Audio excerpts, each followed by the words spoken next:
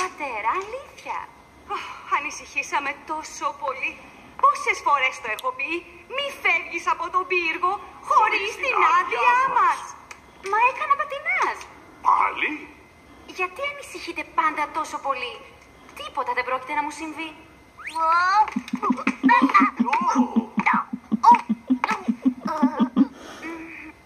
Μια αρκούδα?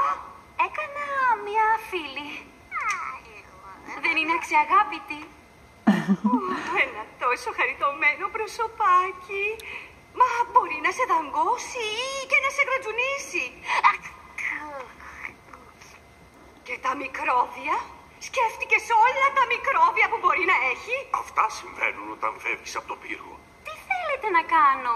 Να κάθομαι στο δωμάτιό μου? Ναι. Μεγάλωσα πια, δεν είμαι μωρό. Το ξέρουμε, το ξέρουμε. Βλέπεις όμως. Λυπάμαι. Η μητέρα σου και εγώ δεν μπορούμε να ανησυχούμε συνεχώς. Η υποχρέωσή μας είναι να σε προφυλάσσουμε και μόνο ένας τρόπος υπάρχει.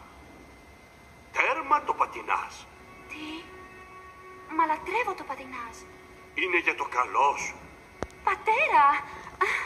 Μητέρα, σε παρακαλώ.